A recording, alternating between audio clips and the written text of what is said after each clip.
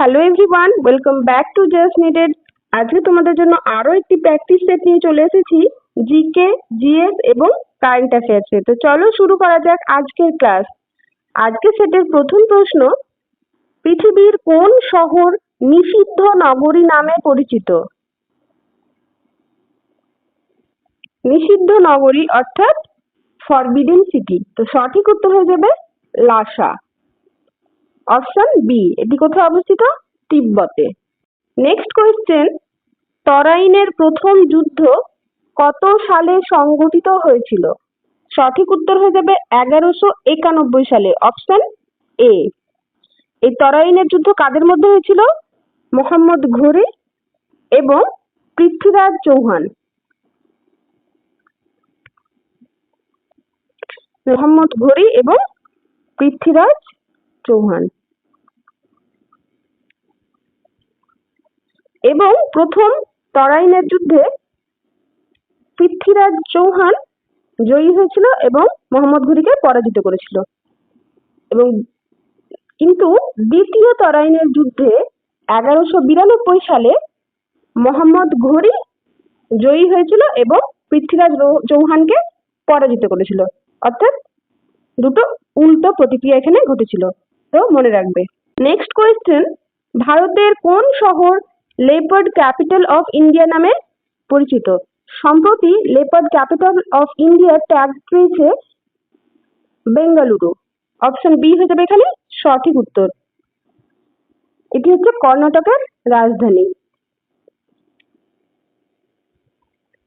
Next question, look east policy কোন প্রধানমন্ত্রী চালু করেছিলেন?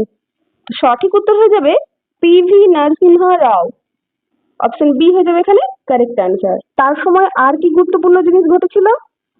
1991 সালে ভারতের যে ইকোনমিক্যাল রিফর্মস বা অর্থনৈতিক সংস্কার, এটি ঘটেছিল হচ্ছে পিভি নরসিংহ রাওয়ের সময়ে, প্রধানমন্ত্রিত্ব কালে।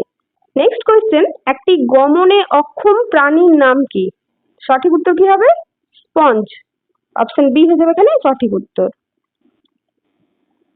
নেক্সট কোয়েশ্চেন, নিম্নলিখিত কোন পদ্ধতিতে হাইড্রোজেন বোমা তৈরি হয়? তো এখানে সঠিক উত্তর হবে nuclear fusion. Option B. Nuclear fusion অর্থাৎ নিউক্লিয় সংযোজন। নিউক্লিয় সংযোজন। এই নিউক্লিয় সংযোজন বা নিউক্লিয়ার ফিউশন হাইড্রোজেন বোমা ছাড়া আর কিসের মধ্যে দেখা যায়? সূর্যের মধ্যে। এবং যেটি নিউক্লিয়ার ফিশন অর্থাৎ নিউক্লিয় বিয়োজন, সেটি দেখা যায় পারমাণবিক বোমার মধ্যে। নেক্সট কোয়েশ্চেন, ভারতে ন্যাশনাল ডিফেন্স একাডেমি কোথায় অবস্থিত? তো সঠিক উত্তর হয়ে যাবে খাদাতবাসলা। Option D. এটি মহারাষ্ট্রে অবস্থিত। বাকি অপশনগুলো দেখে নিই। তো পুনেতে অবস্থিত হচ্ছে armed forces medical college. Armed forces এর মেডিকেল কলেজ। দেরাদুনে অবস্থিত Indian military academy. Indian military academy. Next question, বাংলার কোন রাজাকে গৌড় ভুজঙ্গ নামে অভিহিত করা হয়েছে? সঠিক উত্তর হয়ে যাবে শশাঙ্ক। Option A. গৌড় ভুজঙ্গ ছাড়া শশাঙ্কর আরো একটি নাম রয়েছে নরেন্দ্র গুপ্ত।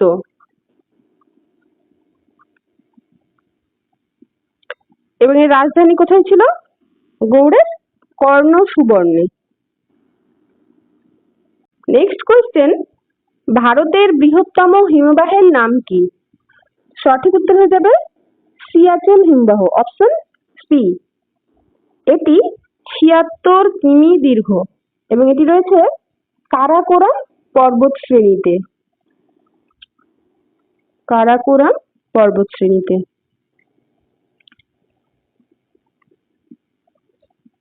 এখানে যে বাকি অপশনগুলো রয়েছে অর্থাৎ হিসপার, বিয়াফো এবং বল্টেরো, এগুলো কারাকোরাম পর্বতশ্রেণীর হিমবাহ, তবে বৃহত্তম হয়ে যাবে সিয়াচেন।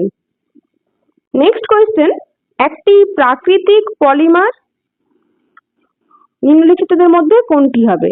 সঠিক উত্তর হয়ে যাবে শ্বেতসার বা স্টার্চ। বাকিগুলো হচ্ছে কৃত্রিম, আর শ্বেতসার বা স্টার্চ হচ্ছে প্রাকৃতিক। নেক্সট কোয়েশ্চেন, সংবিধানের কোন ধারাকে the heart and soul of the constitution বলা হয়? সঠিক উত্তর হয়ে যাবে 32 নম্বর ধারাকে, অপশন সি। এবং এটি কে বলেছিলেন the heart and soul of constitution? 32 নম্বর ধারাকে ডক্টর B.R. আম্বেদকর। এই 32 নম্বর ধারায় কি বলা হয়েছে? সাংবিধানিক প্রতিবিধানের অধিকারের কথা। সাংবিধানিক প্রতিবিধান সেটি কি? কোনো ব্যক্তির যদি মৌলিক অধিকার খর্ব হয় তাহলে 32 নম্বর ধারা মতে সে সুপ্রিম কোর্টে অ্যাপিল করতে পারবে এবং 226 নম্বর ধারা অনুযায়ী হাইকোর্টেও অ্যাপিল করতে পারবে। নেক্সট কোয়েশ্চেন, নিম্নলিখিত কোন দিনটিকে বিশ্ব মানবাধিকার দিবস হিসেবে পালন করা হয়? তাহলে সঠিক উত্তর হয়ে যাবে 10th ডিসেম্বর, অপশন এ। এবং যদি জিজ্ঞেস করে জাতীয় মানবাধিকার দিবস, তাহলে সেটি হয়ে যাবে 8ই ডিসেম্বর। বাকি আর যে দুটো অপশন রয়েছে, 12ই জুন এটি পালন করা হয় শিশু শ্রম বিরোধী দিবস হিসেবে, অর্থাৎ 14 বছরের কম বয়সী কোনো শিশুকে ভারী কোনো কাজ করানো যাবে না। এবং 5th জুন বিশ্ব পরিবেশ দিবস হিসেবে আমরা পালন করে থাকি প্রতি বছর, বিশ্ব পরিবেশ দিবস। নেক্সট কোয়েশ্চেন, ভারতের কোন রাজ্যে সর্বাধিক বাঁশ উৎপাদন করা হয়? তো ISFR অর্থাৎ Indian state of forest report 2023 অনুযায়ী সর্বোচ্চ বাঁশ উৎপাদক রাজ্য হয়ে যাবে মধ্যপ্রদেশ, অপশন সি হয়ে যাবে এখানে কারেক্ট অ্যান্সার। নেক্সট কোয়েশ্চেন, হীরক চতুর্ভুজ এই প্রকল্পটি কোন ক্ষেত্রের সঙ্গে যুক্ত? এখানে সঠিক উত্তর হয়ে যাবে রেল পরিবহন, এবং সেটা যদি হয় সোনালী চতুর্ভুজ তাহলে হয়ে যাবে সড়ক পরিবহন। প্রথমে অর্থাৎ 2002 থেকে 2012 পর্যন্ত সোনালী চতুর্ভুজ এই প্রকল্পটি বাস্তবায়ন হয়েছিল। এই সোনালী চতুর্ভুজ ভারতের যে 4টি প্রধান মেট্রো সিটি অর্থাৎ দিল্লি, মুম্বাই, কলকাতা এবং হচ্ছে চেন্নাই, কলকাতা এবং চেন্নাই, এই 4টি প্রধান মেট্রো সিটিকে সংযুক্ত করার জন্য, এই সড়ক পরিবহনে সংযুক্ত করার জন্য সোনালী চতুর্ভুজ এবং একইভাবে রেল পরিবহনে সংযুক্ত করার জন্য এই হীরক চতুর্ভুজের প্ল্যান করা হয় এবং এর প্রস্তাবনা 2014 সালে করা হয়েছিল এবং এখনো পর্যন্ত এটি বাস্তবায়িত হয়নি। নেক্সট কোয়েশ্চেন, ভারতে RTI কবে চালু হয়? অর্থাৎ রাইট টু ইনফরমেশন, এডুকেশন না, ইনফরমেশন, ইনফরমেশন অর্থাৎ তথ্য জানার অধিকার, এটি 2005 সালে চালু হয়েছিল, অপশন এ হয়ে যাবে এখানে সঠিক উত্তর। নেক্সট কোয়েশ্চেন, সম্প্রতি রঞ্জি ট্রফি কোন দল জিতেছে? এখানে সঠিক উত্তর হয়ে যাবে Vidarbha, option C. Third time এই ট্রফি জিতেছে বিদর্ভ। নেক্সট কোয়েশ্চেন, কোন শিল্পকে আধুনিক শিল্প দানব হিসেবে বিবেচনা করা হয়? এখানে সঠিক উত্তর হয়ে যাবে পেট্রো রসায়ন শিল্প, অপশন এ। আর যদি জিজ্ঞেস করা হয় উদীয়মান শিল্প বা সানশাইন ইন্ডাস্ট্রি কোন শিল্পকে বলা হয়, তাহলে হয়ে যাবে তথ্য প্রযুক্তি শিল্প, এটিকে বলা হয় উদীয়মান শিল্প বা সানশাইন ইন্ডাস্ট্রি। নেক্সট কোয়েশ্চেন, কাপড় কাচা সোডার রাসায়নিক সংকেত কি? সঠিক উত্তর কি হবে? Na2CO3 10H2O, অর্থাৎ অপশন সি। এবং যদি এর রাসায়নিক নাম জিজ্ঞেস করে কাপড় কাচা সোডার, তাহলে হবে sodium carbonate. Sodium carbonate. Next question, ভারতে হাইকোর্টের বিচারপতিদের অবসরকালীন বয়স কত? সঠিক উত্তর হবে 62 বছর, অপশন এ। এবং যদি জিজ্ঞেস করে সুপ্রিম কোর্টের, তাহলে সেটা হয়ে যাবে 65 বছর। ভারতে বর্তমানে কয়টি হাইকোর্ট রয়েছে যদি জিজ্ঞেস করে? বর্তমানে 25টি। আর প্রথম হাইকোর্ট কি গঠন করা হয়েছিল? কলকাতা 1862 সালে। কলকাতার পাশাপাশি মাদ্রাজ এবং বম্বে, এই 3টি হাইকোর্ট 1862 সালে গঠন করা হয়েছিল। নেক্সট কোয়েশ্চেন, ব্যাস সম্মান কোন সাল থেকে প্রদান করা হয়? সঠিক উত্তর হবে 1992 সাল থেকে, অপশন এ। এটি কোন ক্ষেত্রে দেওয়া হয়? তাহলে এটি হচ্ছে সাহিত্যের একটি সম্মান। এবার যদি জিজ্ঞেস করা হয় সাহিত্যে আর কি কি সম্মান দেওয়া হয়, তাহলে একটি হবে সরস্বতী সম্মান, যেটি 1991 সাল থেকে দেওয়া শুরু হয়েছিল, এবং আরেকটি হচ্ছে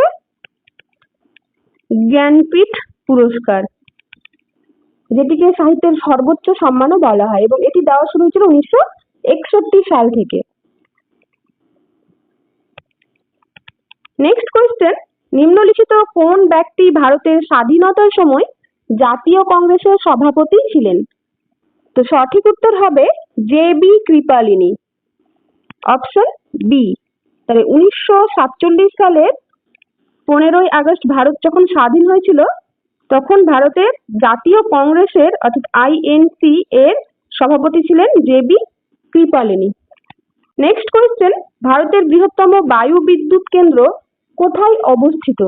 সঠিক উত্তর হবে তামিলনাড়ুর মুপান্ডলে, অপশন বি। নেক্সট কোয়েশ্চেন, নিম্নলিখিত কোন ব্যক্তি অনুশীলন সমিতি প্রতিষ্ঠা করেছিলেন? তো সঠিক উত্তর হয়ে যাবে সতীশ চন্দ্র বসু, অপশন সি। এবং কত সালে যদি জিজ্ঞেস করে? 1902 সালে। সিমিলার আরো একটি নাম এখানে অপশনে রয়েছে, সতীশ চন্দ্র সামন্ত। ইনি তমলুকে তাম্রলিপ্ত জাতীয় সরকার গঠন করেছিলেন।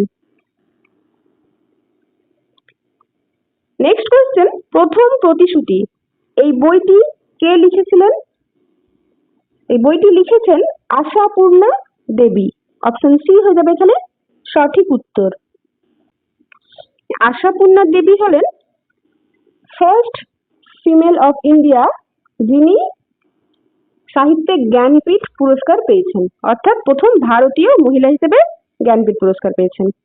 এবার যদি জিজ্ঞেস করে প্রথম ভারতীয় মহিলা হিসেবে ম্যান বুকার প্রাইজ কে পেয়েছেন, তাহলে হবে অরুন্ধতী রায়। এবং প্রথম ভারতীয় মহিলা হিসেবে সাহিত্য একাডেমি পেয়েছেন, সাহিত্য একাডেমি, অমৃতা প্রীতম।